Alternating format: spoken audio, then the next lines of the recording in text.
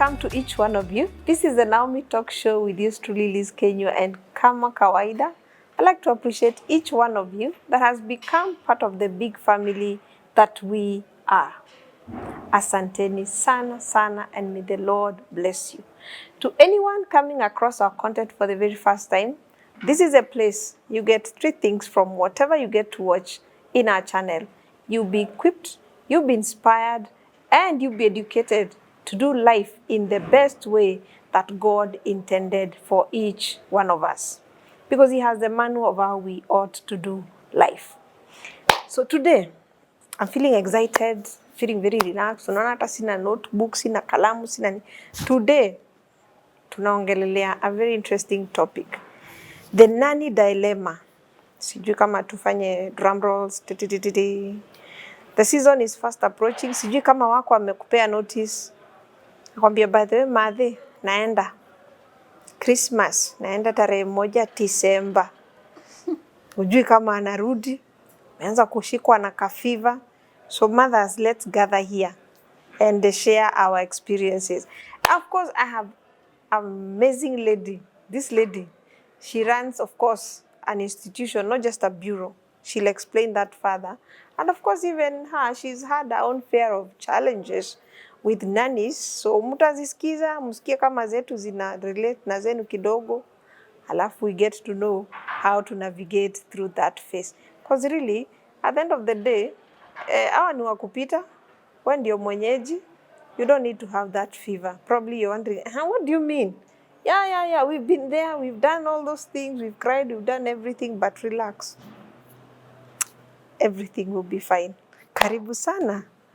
Thank you so much, Liz. And you're looking amazing. Oh, thank you so much. And so are you. Sasa tunataka kuongelea nanny issues, but kwanza introduce yourself. Okay, my name is Miriam Mwaringa, or Teacher Miriam. Actually, Teacher Miriam. Yes, I love that title. Yeah, so like you've said, I'm here so that we share about the nanny dilemma. I love the way you are calling it a dilemma, because indeed it is. It is a dilemma. And many of us, more so in the urban setup. Me, kwanza leo nasikia kama naweza kuwa interviewed on the Chronicles. The Nanny Chronicles. Masaibu. Because I have gone through so much, and I'm sure every woman can, even you can relate. Oh, by all means. Especially when the children are younger, you bring in a house help, and within 2 days they are gone, or they wait for you. Wakati umepack, umejivalia vizuri, you're ready to leave the house, and they tell you, Mama, hata mimi naenda. Have you had those experiences By yourself? all means, yes. Which one comes to your mind kabisa yenye ilikuanga, wow? Wow. I would say my worst was when someone actually left my child. I couldn't believe it. So, at least for the first 2 children, I had relatives. For my 3rd child, that's when all the drama started. So this nanny calls me. No, actually she texted, Mama, rudi nyumbani haraka, mtoto ni mgonjwa. And I'm like, but I've just left the house and the child was fine. So Liz, you can imagine the thoughts that went through my mind. I was like, did the child pull? I thought the child could have pulled that electric kettle and maybe poured water on herself and burned. Or maybe the child tripped on the stairs and fell and broke her leg. I just couldn't. I thought all things. So I got into the car. Actually, I felt like I wasn't getting home. So the journey was too long. If you knew where I was living, I would explain properly what happened, because I got to some point, I felt like I needed to use a shortcut. So I got through some farm, some maize. They had planted some maize. Hapa tu Nairobi. Na gari? Yes. Kufika hapo nikaona gari yezi pita. So I alighted. I got out of the car, but left the car running. I thank God that I'm still alive. So people were calling, angalieni huyo mama, angalieni huyo mama. So I threw back the key. So I wanted to go and use the back door to my house. From that point, I could hear my child crying. So I kept saying, the girl was called Terry. I forgave her. Terry, I forgave you. I kept asking, Terry, fungua mlango nimefika.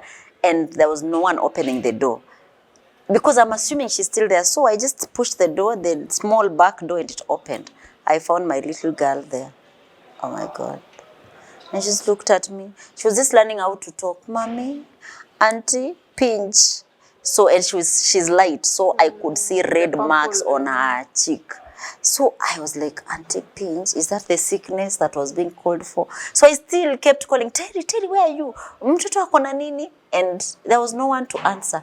That's now when it dawned on me, oh, Terry left. And the child was left alone. So I'm thinking maybe Terry pinched my child as the child was trying to follow her through the back gate because I found her outside there.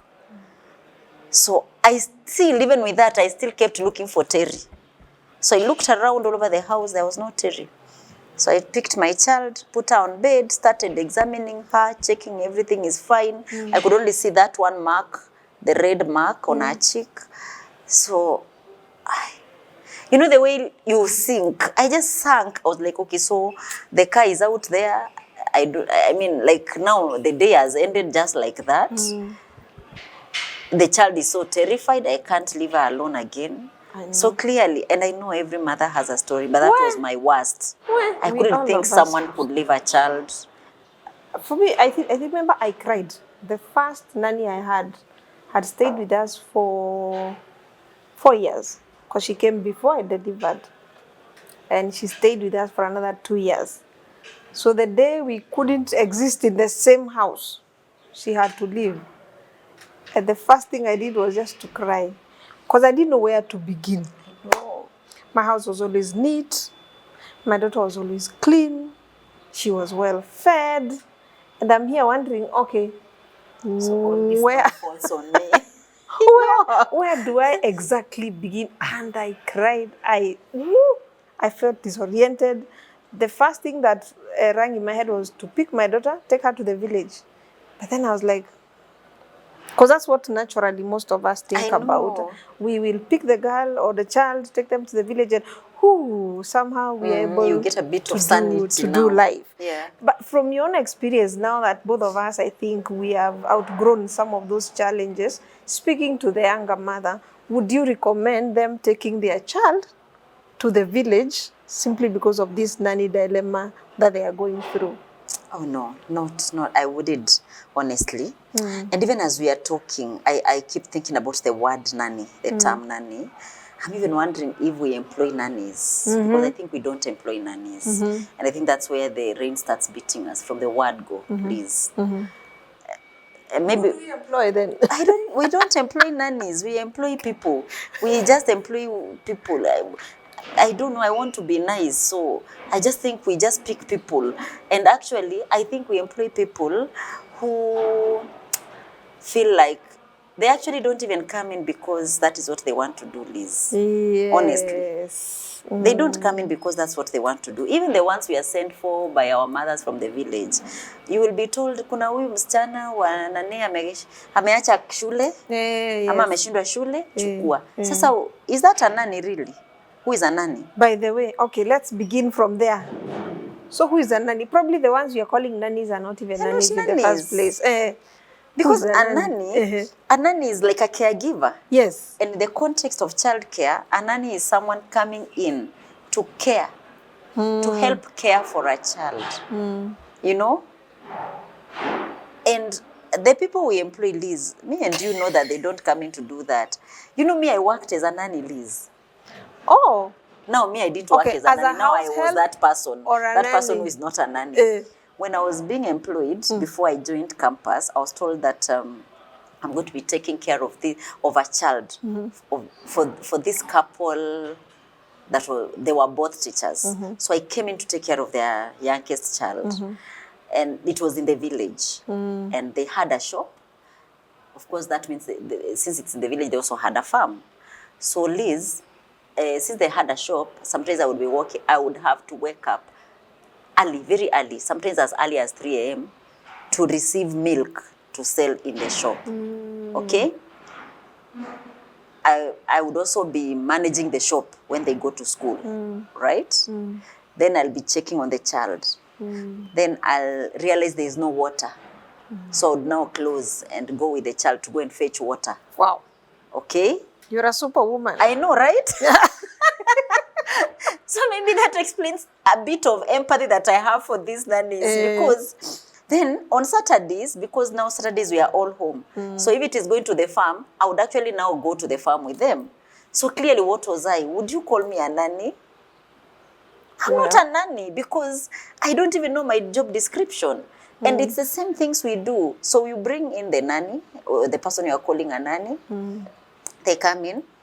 You show them around your house. No, sometimes we don't. Yeah. You just bring the person, how are you, what is your name? Yes. Hapa ni kwangu. Kitchen ndio ile pale. They were pale. doubting. Hapa ni kwangu. Hapa ni kwangu. You start there. Who is refusing? You know, so you have already made a statement. Already there is discomfort. Hapa ni kwangu. So just in case the nanny... No, we're usually marking our territories. Are you threatened? Are you threatened? So the relationship is already beginning to get so... Oh dear. Yeah, already, hapa ni kwangu. So message sent. Ujue ukibehave vile utabehave, hapa ni kwangu. Then now, uko ni kitchen. Hiyo ni room yako. Watoto wangu. Watoto maybe wako shule by the time she's coming. So utamwambia uko na watoto wako watatu. Wakitoka shule utawaintroduce one by one. Na actually anafaa kuanza job saa hiyo. Exactly. Yes, anza jobs. Please, seriously. Hii job hata ajui hii job. Unani ufanya job hajai train. So what are we supposed to do? You know. And I think that's where, and nobody is to be blamed because that is how our structures are, even as a country. But I think what I hear in other, and I've read a bit about what happens in childcare, about childcare in developed countries. There's no one who comes to your house to take care of your child, to clean your house, to cook for you, to wash your clothes. I don't think they do such kind of things. To wash your car? To wash your car. Like this nanny is already tired by the time actually siku inaanza. Lakini mbona unawatetea hivyo? Si kwa sababu mimi nilikuwa mmoja wao. Oh. Na ninajua vile tunafanya kazi mob. And then you are expected to do a job that hauna description, hauna training for. Yeah. Unaona? For me, that is actually where I think it gets very hard. Probably it explains why we have the misfortunate events and occurrences when someone brings in a nanny from the village. They are clueless. So you have heard the way they use that water in the washroom. Ile unasikia mama anakupigia mama ile maji. Kuna mwingine hata nisikia anaosha wipes, baby wipes. Akishamaliza kupanguza pupu nazo, anaziosha gently because anaona zingine zinararuka. Zinatoka. Alafu anaanika ready to recycle. Now by the time you're recycling, this thing is dry. Of course, so it won't serve its purpose. But hukumwambia. But you see, the girl doesn't, it's a job umepewa, no training, no... what is it, no even induction, no nothing. It's really hard. You've heard of this story of this girl who called the boss to tell them ile maji nilikuwa natumia imeisha, kale kakisima maji imeisha. So the lady's like, what do you mean? Kumbe the girl saw the washroom basin and she has been fetching water. So amefetch imeisha. And the girl didn't know. And isn't it a possibility, Liz? I mean, some of us are coming to see these things. I mean, in the village, most villages, people will be using pit latrines, right? Yes. Yes. By the way, ametoka ushago. So these are well, ameona well. Anachota maji anapiga simu sema kale kakisima kamekauka. Amuuliza, what do you mean kakisima kagani? Ana describe. You mean you have been using that toilet. Hiyo ndio maji ulikuwa unachota unatumia kwa nyumba kuosha. Na sijamaliza kuosha vyombo, nilikuwa naendelea sijarinse. Lakini nilikuwa nimepikia mtoto. Where? But kisima imekauka. Oh, umekuta na drama. It is just part of what being. But she doesn't know. Will you blame her? Okay. Now we will get to the importance of why you need to go to a place where you can have them trained. Because then I think we are not also available to train them. We are not available to train them. Or we also don't even know how to train them.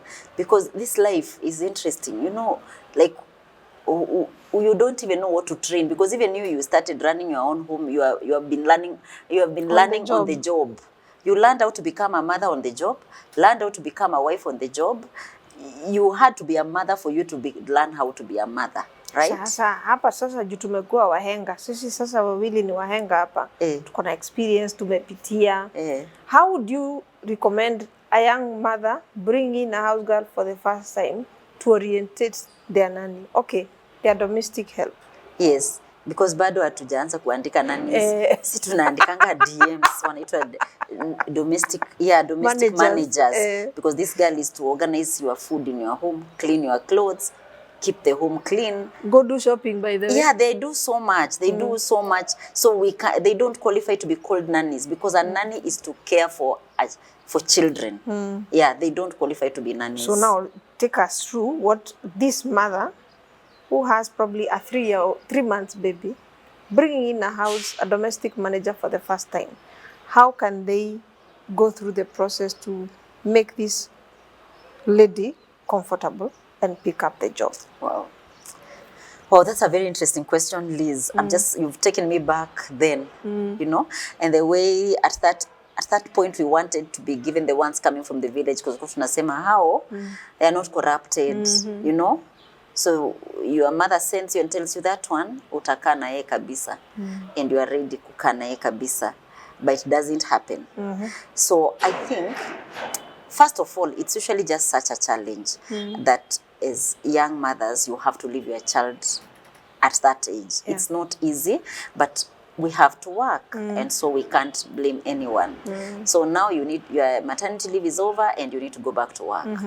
So first of all, the search shouldn't start immediately when you are going back to work to begin with. Umesikia? Yeah, it doesn't start at that point, because at that point you are not even okay, because first of all, even you are going to suffer a bit of detachment from your child. So you are already anxious. Yeah. So you're not in the right space to Separation make anxiety. Yes, you're not in the right space to make a very wise decision. So you will be on panic mode. So you don't start looking at that particular point. The ideal situation should be you look for a nanny even before you put to bed. Yes, so the first thing is for you, first of all, to be, before you get that baby, you already know what the value systems of your home. Yes. What is it that is very important to you? What is the culture in your home? How do people behave in your home? You know, how do you, because if you are a young mother, maybe a first-time mother, you are establishing your home. You know, hapo kwako sasa, si ndio? Sasa ndio unaanza kutengeneza kwako. So now you are building a culture that every other person coming to your home is expected to follow. Even the children that are going to grow into your home. So you start earlier. You start getting the nanny earlier, or whoever is going to help you with raising your child. So when they come early, that time you're going to take them through what is important in your home. Values, practices. So that when the baby comes, you're not always giving instructions on the go. You know? So this person is like getting oriented pole pole. So when the baby comes, the clothes need to be washed, ironed. This is where we are going to be storing baby clothes. You know, it's like in anticipation they are getting ready, even if not many months before, but just prior to. Because you can imagine this mother coming from the hospital to come and just, you know, be on their own. So once you get the nanny a bit early before the baby comes, when the baby comes in now, you are just like reminding her, and she's observing what you're doing. Because of course the early months will want to be with your baby, but occasionally you will need to hand over the baby to so they start bonding, because that bonding is very important. Children are wiser than we know. You know, Liz, by the time a child is 2 years, 75% of their brain is already formed. Yeah, so they know how to connect. They may not verbalize it. Yeah, so you also need to see how the nanny is responding to your child, how the child is responding to the nanny. Is the nanny engaging the child? Is the nanny happy to be with the child? Is the child happy to be with the nanny? And such kind of things. So now you are orientating them, and helping them understand how this, because you're the one again to put structure for your child, because children thrive through structure. I mean, a child has to be put through a structure of when they wake up, when they take their bath, when they take their breakfast, when they take their snack, when they take their fruit, you know, all that. So now the nanny needs to see you going through it. If you are, is it called not sanitizing? What is this? Disinfecting, sterilizing. Yeah, they are feeding things. The nanny needs to see you do it. You know. I want to assure you, Kai, musirushe mawe. Hata wakiona, bado watafanya. Some of them, yes, they'll choose to do the extreme opposite. Take shortcuts. Yes. And then you are left wondering, what's the big issue? And that's why I think there's a conflict between the boss lady and the nanny. Because this girl chooses, where end a job? Nitafanya vile nitataka. Takata shortcut. But you know, there also has to be a relationship between you and the nanny. Because unajua nanny pia ni job. Si ni kweli? Kuna watu wanachukua shortcut kwa jobs zao. Sasa ile yenye job wewe unaenda ndio wache nani. Si pia watu ofisini utapata wanachukua shortcuts. Si ni kweli? Are there people working for their bosses and they don't like their bosses? Yes. Si wako? Yes. So it's possible this nanny can work for you and they don't like you. Right? Yes.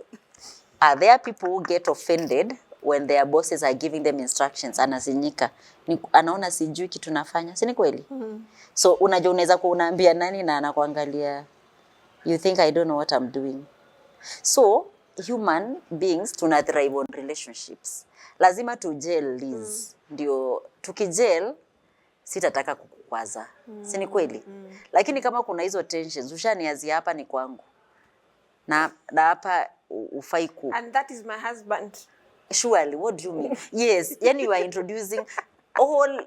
Surely, yani your husband anaweza kuwa tu kwa nyumba na ajulikani yeye ni husband. Acha nikuinterrupt. Mimi as a girl, nilipewa namba ya simu nikampigia. She was interviewing me now. Uko na husband? Uko na mzee? Anafanyanga kazi. I answered. But that time I already dismissed her, but I said, let me flow. Uko na watoto wangapi? 3. Nyumba yako iko na juu na chini? Magari uko na ngapi? By the time I was done, I was like, whoa! I'm done. This one. But Liz, ukumuuliza mbona anauliza mambo ya husband? Already mimi nilikuwa nishamdismiss. Unajua sasa uliconclude. Niliconclude. Mtu anaweza uliza husband, kuna husband wengine anafanya kazi nyumbani. So nani anapenda space yake? Kuna history ya working from home inasumbua nani? Because husband ako kwa nyumba the whole day. Nani haezi pinduka hivi? So anauliza kwa sababu ajue hii nyumba ndashinda peke yangu ama kutakuwa na mtu. Alafu pia kuna nannies wanapelekwa nyumba, maybe hakuna husband, lakini kuna watu wengi wanakuja wakiingia na occasionally hao watu wanaanza kusumbua huyo nani. They have good reasons to ask, by the way. So we should not get offended. You don't get offended. They have good reasons to ask. Because ukiona mtu anakuuliza maybe amekuwa na experience. Me have had some, anakuambia unaenda kwa nyumba uliambiwa ni mama na mtoto, mama na watoto. Lakini within the week wale watu watafika hapo kwa hiyo nyumba. Alafu wengine sasa kuna wale watakuja amekuja kuona mwenzake. The day atakosa mwenzake anaenda kwa. People don't know how to keep boundaries. So the nannies lives matter, don't they? They also matter. Unaona? I get it. Or maybe someone has had an experience. Kuna husband anamnyemelea. Kwani si Liz wa husbands wananyemelea nannies? We have had cases of mtu anaosha vyombo, husband anakuja anamgrab huko nyumba. Sasa huyo nani maybe ameshasema me I'll never work in a home kuna husband. So akikuuliza mambo ya husband, ako na sababu yake, hataki husband wako. Pengine ako na sababu yake. Okay. But I think as women we will just automatically think, what does she have to do with my husband? But she has a reason. Maybe she decided maybe the way that husband treated me. Now we have had cases of nannies. Mtu anakuambia mimi ni mzee alianza kuninyemelea nikiambia mama akanitandika, akaniambia mimi ndio najipeleka huko. So to be safe ana decide mimi nikishasikia tu kuna mzee mimi I keep off. So what we are simply saying, ukiulizwa maswali wewe jibu tu kwa utaratibu. Then at the end of the day you assess whether you will still want to pursue with this girl, don't take offense. Tuko pamoja wamama wenzangu, tuko pamoja. Sasa, but the question is, why do we always feel like these nannies hold us at ransom? And we become very helpless when they're not there. Why? Kwanza unajua hii job ni funny. It's the only job where you live with your boss. Unajua hiyo, imagine now, ukienda you work where you work, ati unaamkiananga na boss wako hapo. Do you know how uncomfortable that is? So hii job ni ngumu to begin with, in the sense that, and in most of our homes, I think for some few cases, especially in our context as a country, very few homes will have a nanny's quarters or a worker's quarters. Very few. The rest of us, bedroom ya nani ndio hiyo, hata pengine wanashare na watoto wetu, ama pengine anawekewa mattress kwa sitting room, ama wanaambiwa lale kwa kiti. So already it's a very intrusive kind of a job. You feel intruded. Also, the nanny feels their personal space is compromised. Okay? And then these constant reminders, uko kwangu. It's just uncomfortable, really. So forever, constantly, kunakuwa na friction. See, even wazungu wanasema distance makes the heart fonder. At least angekuwa anakuja anafanya anaenda, by the time anafika kesho, unamtreat kama ameenda job. But you see, mnaenda, hata wengine ameshaenda kulala bado unamuita. By the way. Na unajua unamuita afanye nini? Achemsha maji ya kunywa ama ya kuoga. Something you can do. Achemshie mzee nyama. Something that you as a woman of the home, you can manage to do. Yes. And where inakaa ni kama, I realized clearly there has to be a bigger person in this relationship. And it's not going to be the nanny. It has to be you. Because wewe ndio umesema hapo ni kwako. You are in your domain, you are in your space. So you have to being the bigger person does not mean you load it over her. And to answer this question, ya issue ya conflict, ni kwa sababu ya relationships. That relationship, and people think if you are becoming overly nice, unaenda shopping, unamletea mafuta, now that is buying. You don't buy a relationship. Just keep your lane. Okay? Treat respectfully. Okay? Even when you are giving these instructions, also be respectful. Unamwambia, this is how we like things done here. Simple things like, asubuhi ukipatia mtoto chakula, or anytime the children are having a meal, I've trained them to pray for their food, to give thanks as they eat. Waombeshe. Okay? Ni watoto wanaweza sahau, waambie tuombe chakula. Okay? Yani, don't leave anything untouched. Don't assume anything. Okay? Haya. Hii chakula tukipikia mtoto, tunaeka mboga. We don't pika ugali na supu ya tomato tunachanganyisha. Remember huyu msichana ametoka kwao, kuna orientation yao. Exactly. Watoto huko wanakorogewa pengine, we grew up seeing chakula ya watoto bora iko na soup. That soup could be maji, could be soup ya mbosho umechemsha, but bora tu iko soft. The idea ni ikuwe soft. The idea is not nutrition.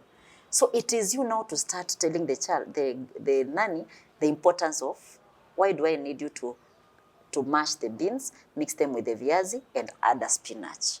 Because we need the child to eat a complete meal. Don't assume anafaa kuwa anajua. Sawa. Ingia job, na hata yakiingia usimwachilie, hata kama she has the wealth of experience, your house is different from the other house. Please put in the work and train them. The next question is, what is the relation? Is there a relationship between how much you pay them and how they behave in your house? It's a very complicated equation, this one. I would say hii ndio inaitangwa complicated. Sometimes, I don't know. Maybe we should also just ask ourselves, is there a relationship between how much we earn or how much we are paid where we work and how we perform? Do you feel like always more money means better performance from you? Is that always the case? Well, it motivates. It is a motivation, but it is not always the case. There are places you can be paid so much, but you're just not happy. You're losing yourself, clearly. Yeah, by the way. It's possible, right? So, when we pay them and then we start making a demand of excellent performance. And we remind them, unajua nakulipa pesa mingi sana by the way. Hii kazi anaweza jifanyia. And you are constantly saying hii kazi akiwa mama. Na ile pesa nakulipa. Kila wakati hii kazi inaweza jifanyia. Wewe unasema kazi unaweza jifanyia na msichana bado wako hapo. If you're guilty, inua mkono hapo kwa nini. You know, so yani I think the problem is from now the little experience that I have, even mistakes that personally I've made, is that we soil this relationship and make it so look like a very conflicting relationship until now performance inakuwa ngumu. Hata ukinipea nini like roho ishaenda. Niko tu hapa kwa sababu what else can I do? So yes, and that's why even the salary should be incremental.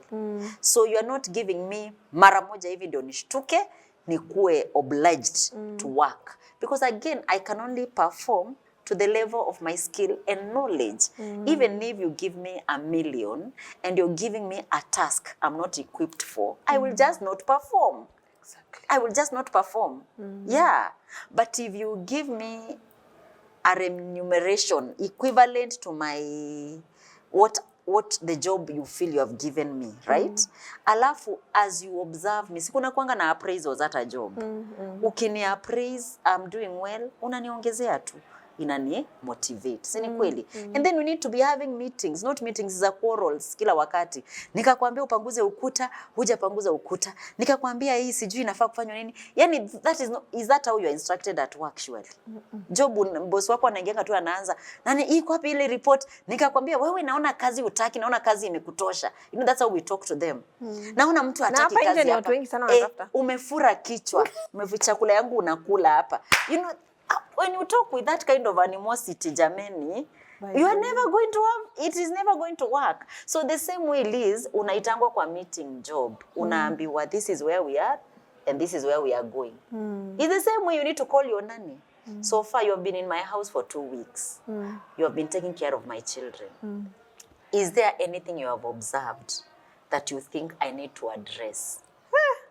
Ukimpatia hiyo chance anakuambia, na wewe sasa unamwambia na mimi I have observed. Saa zingine nakuita ukiwa kwa room. Naitana tu Terry, unanyamaza. I have to bring myself to the door. I think that is not respectful.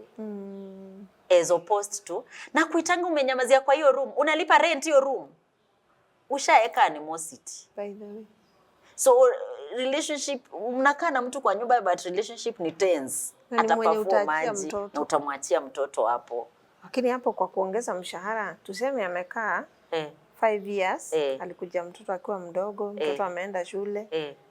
Mshahara iongezeke ama ipungue juu kazi imepungua? Hii kitu inakuanga tricky. This is the way we think. Thank you. That's the way we reason. So tricky. But it's so tricky. Kwa sasa basi wewe kama umeona mtoto ameenda shule na kazi imepungua, si mrelease. Maybe sasa ulete wa day bag. Akujange tu ku clean kwa sababu you don't need a child. You don't need a child. You don't need a child caregiver. Have you come across those women who actually reduce? Nitapunguza 1,000 juu sasa ameenda shule. I know. Hakuna kitu unafanya. Imagine anaargue hivyo kabisa, ni kushinda tu hapa kwa nyumba. But I think haki Mungu atusaidie sisi wa mama. Because sasa ukianza ku reduce hii amount, hata we job ukafanywa hivyo, unaweza furahi kweli. Imagine tumereduce wa job kwa sababu interns wamekuja. So umeambiwa si you are running this on your own. Tumepata some interns from the college. They'll be here with us for 3 months. So these 3 months will be relieved. So we are going to cut down your salary. Utaangalia wewe employer aje? Utaanza kutafu applications yenye utakuwa umetuma the whole day kabla hiyo siku iishe. Mingi sana. That explains why we have the high turnovers. Yes. And you're knowledgeable in terms of even being, you know, in the school setup, and you also have a place where you train the house helps. What is the effect of having a very high turnover of nannies in our houses on the child? Yeah, Liz, actually the training at the center, the Precious Gifts, we call it Precious Nannies training, came about because of course, my own personal experiences with nannies, because I think most women, if not all of us, have seen it all. We have a story. Yes. And now, being at the heart of childcare in the school center, because you see, our school started as a daycare. So you could see the frustrations in the ladies as they drop their children for daycare. Then in the evening, they're so exhausted, they can hardly pick themselves up, and yet they have to also get home, clean, cook, and take care of the child. Then you see these nannies, these children who have seen any, they are always saying, Auntie ameenda. Like, the turnover is just so high. Because at early years, hapo ndio watoto wanalearn kutrust na kumistrust. So ikiwa leo amelala akiona Auntie Jen, kesho anamkia Auntie Ann. Ama anafika mahali anasahau majina. Yes, in fact ule auntie alikuwa na nywele mrefu, ule auntie alikuwa ananyoa. Anaanza kuwa describe na vile walikuwa anakaa. So in essence, it may look like just a turnover. And you know, sisi wa mama tunasemanga, I'll fire until when I get the right one. I'll fire and higher. I'll fire and higher, fire and higher. Hata tunapeananga hizo advices pale kwa social media. Unakuja na report mrefu about how your nanny is misbehaving. Na unaona tu kwa comment section, higher and fire, higher Until and you fire. get the Until, right one. yes. So we just, it's okay to fire and hire, but we need to pause and realize that it actually poses a challenge to the development of our children. At that age, they'll start thinking there's nothing serious, nothing permanent, nothing, I don't trust anyone. Like, yeah, so I don't need to hold anything. No relationship is serious. Yeah. So later in life, this child will be thinking, I can get in and get out. Now that explains. This is the season and the generation we're having na trust issues. Yes. Sijui kama umeona kitu na trend sana. Wako na trust issues. They can't hold on to a relationship for long. No. So they pick drop. If it's not working, it's not working. Pick drop. They don't want to put any effort. The people don't try very pick hard. Drop. Kumbe shida ilianza pale. But the child knew that it's never that serious. If it's not working, they can even see you. And some of our children are even big. They can even see the traffic. And you see now the problem again is, Liz, you see if it was someone just coming maybe to clean your house and tend to your compound, that's okay. But this is someone who anakuja, in addition to tending to your home, they are also getting close to your children. Some even to an extent of sharing sleeping space with your children. So human beings are social beings. So there's a bit of your child there's a bit of that nanny that is left with your child. Unaona, like ameenda but kuna ka impact, right? So kesho anav tena hata the emotional muscle to start getting used to another one. It's already straining in before itself. It starts. Another one comes. Yes, even leave alone even not building trust. Even the emotional muscle to start getting to someone else. And remember, we umefire na umehaya na umeenda job. The whole day huyo msichana akona mtoto. So it is the mtoto who bears the brunt of starting to get used, starting to hear that other sauti. Huyu mwingine pengine alikuwa na sauti kanyororo kama kako, mwingine amekuja na sauti nzito kama yangu. So the child saa zingine anasikia akiongea ana panic. Mtoto wako anaanza kushikwa na panic attacks. So emotionally it affects the children. And a lot of times children they will not verbalize. But even you imagine having to get used to a new colleague every day. Is it easy for you? It can be easy. Okay, even you having to get used to a new working space every month. Yani unakuanga tu lost kila month ikianza. Unafika tu job, unarealize mimi ni mgeni. Hata sijui wanaendanga lunch wapi. That is what you are subjecting your child to. So if you are to hire and fire, can you at least be a constant in your child's life? As you are hiring and firing, wacha wakue wanakuja kuclean nyumba. Be the louder one. Yes, wewe, mtoto anajua mom will always be there. So be taking the bigger part of childcare. But imagine you fired yesterday, tomorrow you brought a new one, wewe umeenda job. From unatoka the average Nairobi parent leaves the house around 6:30, gets back around 7, right? Children go to bed around 8, 9, or some even earlier because of school. So the whole day, huyo mtoto ameshinda na stranger. Are you even being fair, even emotionally? Hata hakuna break ya, wacha nikae kidogo, wazoeane. Hakunanga hiyo observation space. Ni pop. It is a lot of work for a child emotionally to start. It's a lot. Hata mtoto anakuwa na, zinaitwa nini hizi stress hormones. Cortisol zina raise. The hormones are, because I mean it's a stressful thing. And then remember, every nanny leaves an element of themselves in your child. So it's like your child is having imprints za so many people, imprints. Huyu alikuwa anafanya hivi, huyu alikuwa anaongea hivi, huyu alikuwa anatumia bad words, huyu alikuwa na... So the child is, there is so much fighting for space and attention in the life of your child. So unless you be, like you said, the louder voice, the child is going to feel tortured. They may not manifest immediately. Some manifest immediately. Yeah. Even in school, you can see the aggression, you can see the bitterness, they're just not happy, you know. You can see they just can't trust anyone, they don't want to play with anyone, they're just disoriented. The disorientation, you can see it even in school, you can see it. But then, others will manifest later in life. In adulthood, you're thinking, so what is so serious? Hii job naweza iacha sahi na hakuna kitu mtanifanyia. Anaenda anasema, sisikii kama inani. Then the bigger ones are also seeing you fire and higher. You're also telling them, even out there when you go trying things and they don't work, you don't try so hard, come back. Oh, by it's the a communication without saying anything. There is so much happening. Lord help us, and somehow we have to navigate these phases. Me too. Please, my children, one of my children, the bigger one, when she was very young, when I would be giving instructions and come back and found the way you were saying that someone feels, even if you say this, the opposite will still be done. Me would be asking, why? But I told you. Then my little girl, I think she used to fear that whole having to get used to someone else. She would tell me, Mom, everyone in this life deserves, in fact up to date she still says that, deserves another chance, because she would be saying huyu atafutwa. So nililania hapo, hata hiyo story ya kunini, when the children are hearing, it's also stressful to the children. By the way. You are thinking, I'm the owner of the money, I can fire and hire, but the child is thinking, not again, nianze kuzoea mtu mwingine. So I could see my girls trying to talk for the girl, and I'm, Mom, everyone deserves another chance. Mom, usikuwa unamuinstruct na English. Use Kiswahili, mom. Alafu ukimu-instruct, muulize, do you understand? Because maybe she didn't understand what you were saying. So that's why I was saying this job ya DMs na nannies, it's complicated because ni job yenye unakaa na boss wako na familia yake. So watoto watakusikia ukiinstructiwa, bwana atasikia, aanze pengine kukuhurumia. But what I'm hearing you say is, sometimes when you have to give those tough warnings and instructions, it's good to withdraw the children. Pull the girl away. Pull your children away. Yes. It tortures them. It actually in our torture. Alafu pia they are learning. You know, children learn more from what they see than what they hear.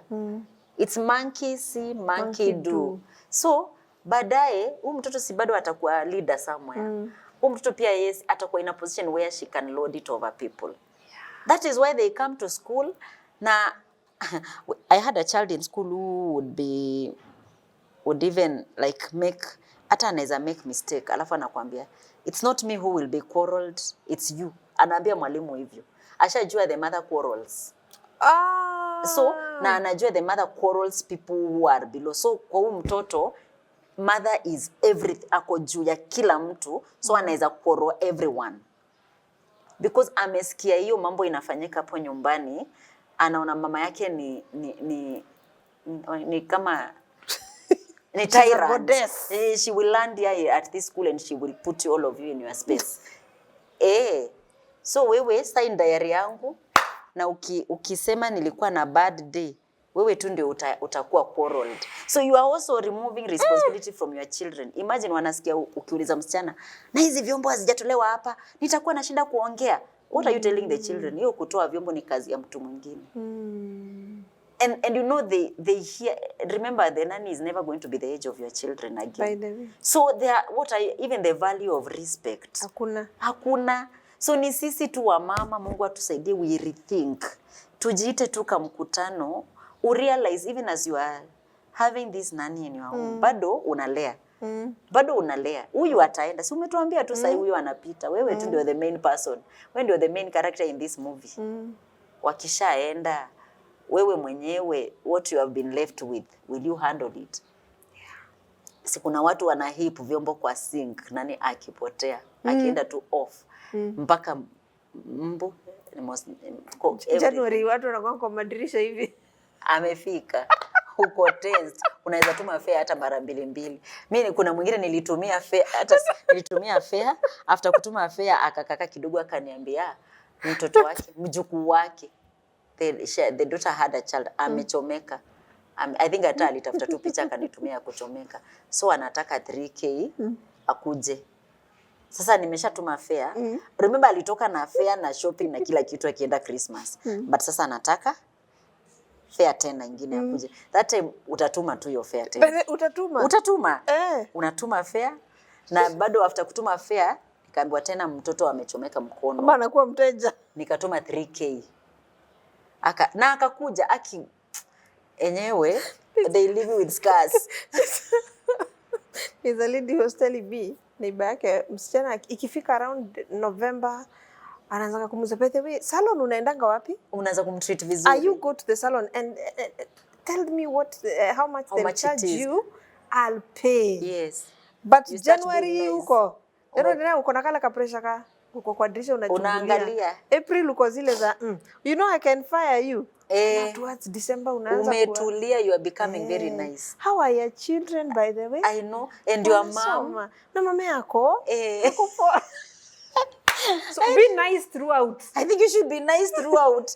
I think until we start making them also take it as a job. You know, job yako, your boss doesn't have to be very nice to you at certain times of the year.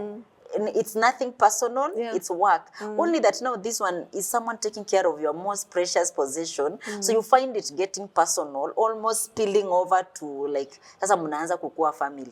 You know, it's not easy. That's why I said it is very complicated, both for the family and especially the lady who has to deal with the nanny on day-to-day basis. And remember also as a mother, Liz, as a woman of the home hapo kwako, your space is unajua sisi umeniambia tu we are marking territory, right? So imagine it's so easy someone coming to your space na mtakuwa mnakaa hapo pamoja, a fellow woman. By the let's just say it, si rahisi. Mimi sijui how it would be for men if now a houseboy had to come na mnakaa pamoja. Maybe the men should tell us. Because I don't know, like sasa it's a houseboy, shamba boy, ama gardener, na mnaishingi tu pamoja na mama anafanyanga anaenda wewe unafanya kazi so mama anabakingi tu hapo na I don't know how it would look.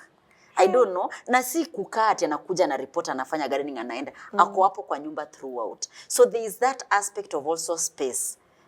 There's that it's complicated in the sense that this is someone you are literally putting into your personal space. Not a relative, si mtu mnajuana, ni mtu tu. So it's just a bit uncomfortable, even for the nanny themselves. Kukaa kwa wenyewe si rahisi pia. You know, they also find it hard. So ni hiyo compromise, getting it ndio huwa inakuwa challenge kwetu wa mama. Getting to that point unaona, I need her, she needs me.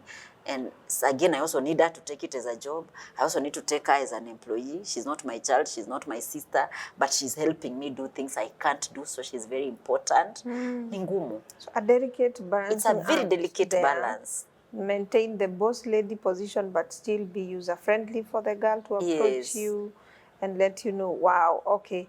Yeah, I hope the young mothers are learning something. The next question is, when the children are younger, and it's your first time to employ, do you go for a younger house help or do you go for the maturer mother kind of with experience? You know, I don't know if there is even a manual, Liz. Watu watasema leta ule mzee, huyo hata kusumbua, hata kuthreaten na hapo kwa space ya kwako. Hapo kwa kuthreaten kuna. There's a friend of mine when she got her firstborn, she came late. 2 consecutive weeks. Alipata msichana pale kwa mlango akamza, "Acha nikuulize, wewe ni mama kweli?" And it's a house girl sasa na. Alafu unafika tu saa hii usiku. Unafika saa hii usiku na wewe ni mama. Imagine. Na ulikuwa umesema unaleta ule mzee ndio hata kuthreaten. It's hard. It's not easy, Liz. it's complicated. So, hakuna manual. Unaleta what fits you as a person, not what fits your neighbor. Because kuna a lot of arguments. Sitaleta hao wasichana wadogo, they'll forever be on phones and headphones and everything. Haya, usilete mzee ataanza kuwakatisha chini, anawaketisha chini together with your husband, anawa advice on issues of life. Si watu uketishwa chini, unaanza kuambiwa by the way, ukiendelea Liz kufanya hivi, huyu mzee atakuacha. Imagine. Utawachwa. You start being given that kind of advice. So you hired a house help, she ends up being a marriage counselor. Yes, hata si mama yako, not even your mother can come to tell you such things in your home. But anakaa hivi anaangalia, nimekaa nikaona muongeleshani.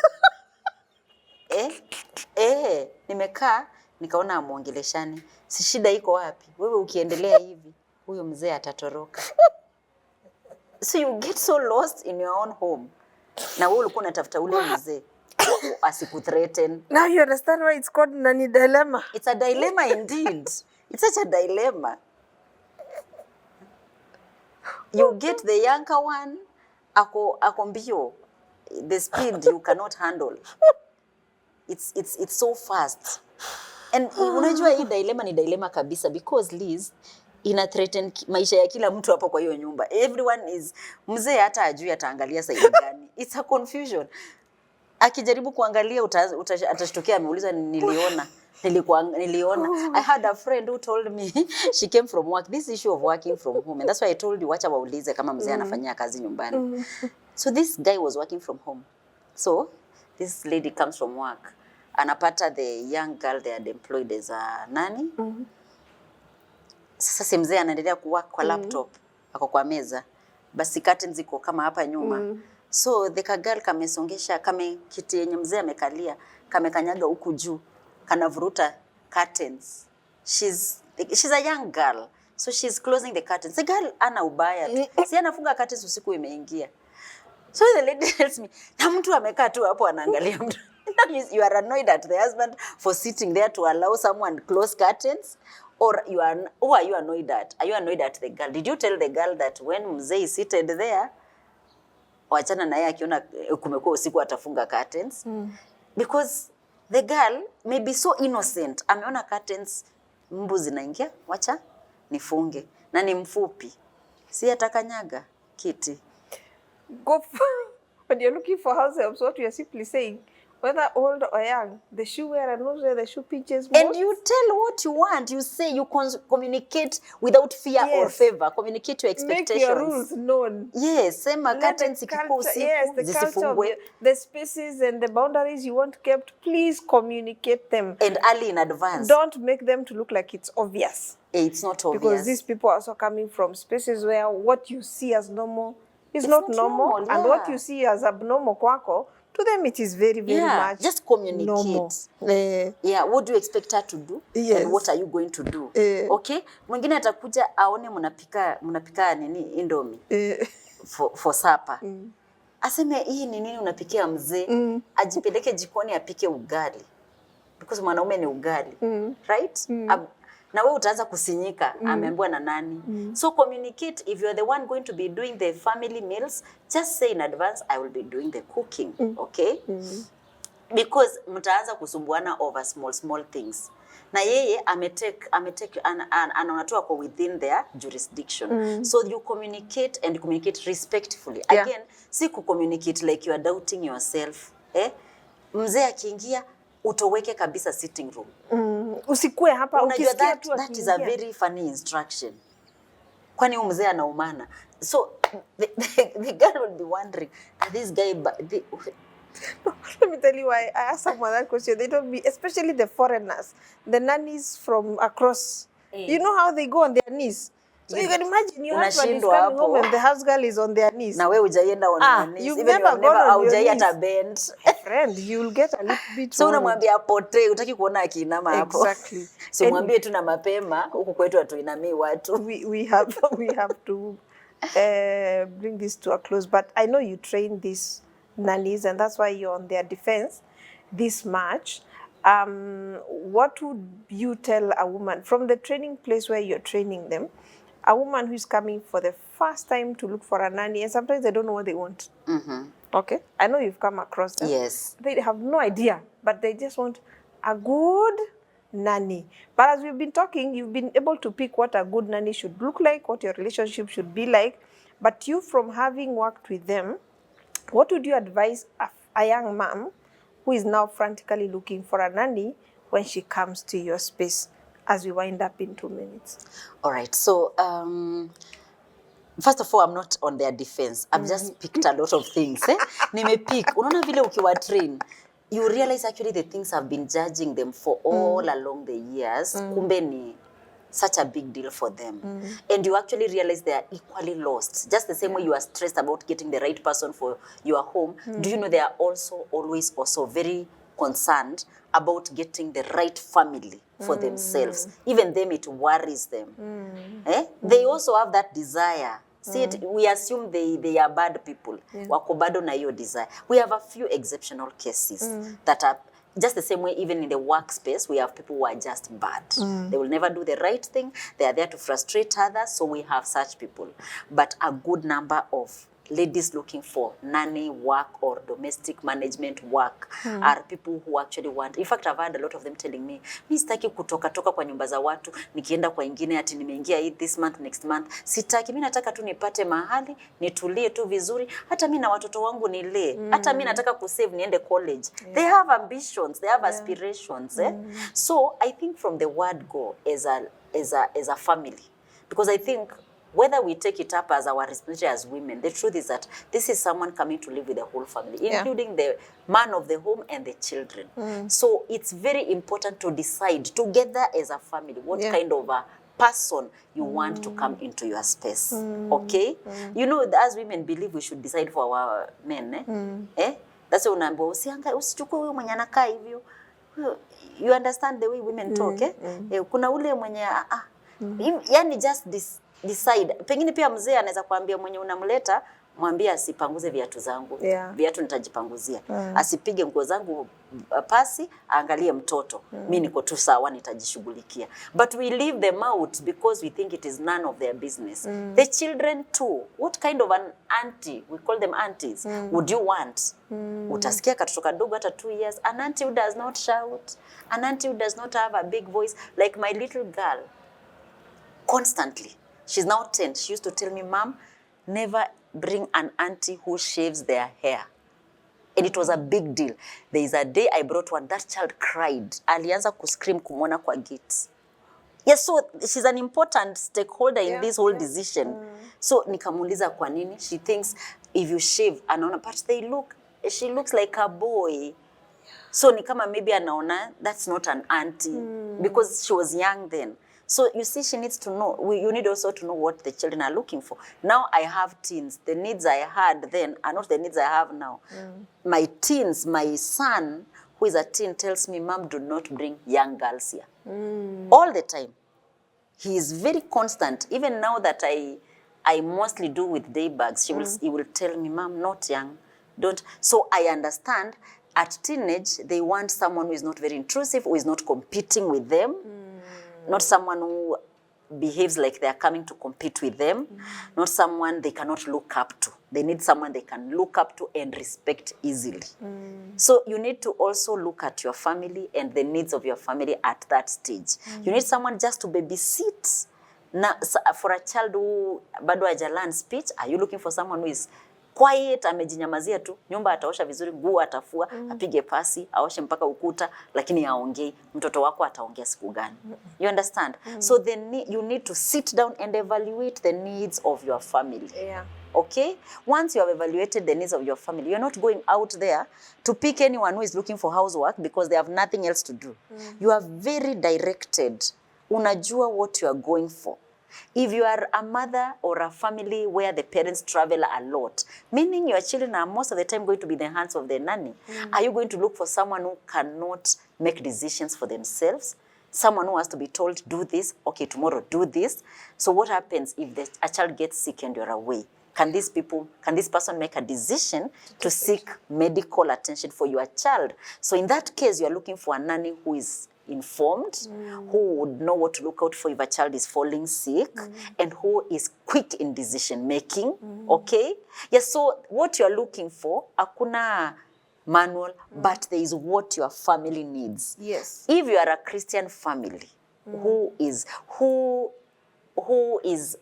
to whom, you know, matters of faith are serious.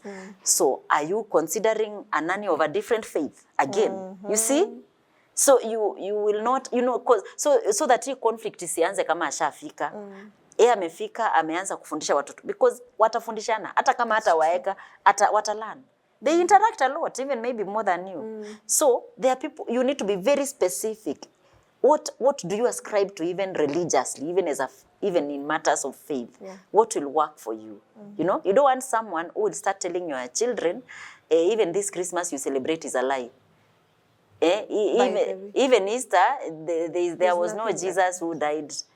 You know, now we may labor all your life telling them Jesus Christ is Lord, he was born, he died, and he resurrected. Then someone comes to undo all that. So you see why I say we actually don't employ nannies, because that doesn't seem important, yet it is so important. We only say fridge ndio hiyo, microwave ndio hiyo, cooker ndio hiyo, chakula iko pale, takuwa nakupimia ile utapika hiyo asubuhi.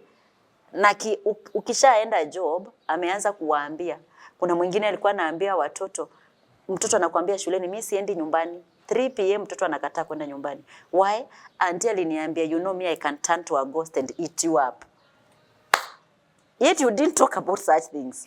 But mtoto analishwa, anafuliwa nguo, anapelekwa shule. So the basics that you talked about, they are handled. But are you aware your child is being tortured emotionally? Until aliniambia, anaweza turn into a ghost na atanimeza. I'm not going home. Na amekataa kwenda nyumbani. So look, the ideals, the values, what are you looking out for? Like, afadhali umtrain kazi Liz, umtrain hata kumop nyumba, kuliko kuanza kualign your values, ideals and beliefs to theirs when they are not together. And that is what we never check. So at Precious Nannies, what we do, we listen to your story. What are you looking out for? Tunasikiza. Wengine wako very specific, hata tribe. Anakuambia sitaki, nataka hii kabila, nataka huyu, nataka hii miaka. Unasikiza. We ask you the ages of your children. If possible, we visit your home and see. Oh. Yes, how is this home? Because that way also gives us a picture of what we are going to, the kind of a person will match with you. Because it's like we are matching the nannies with the families.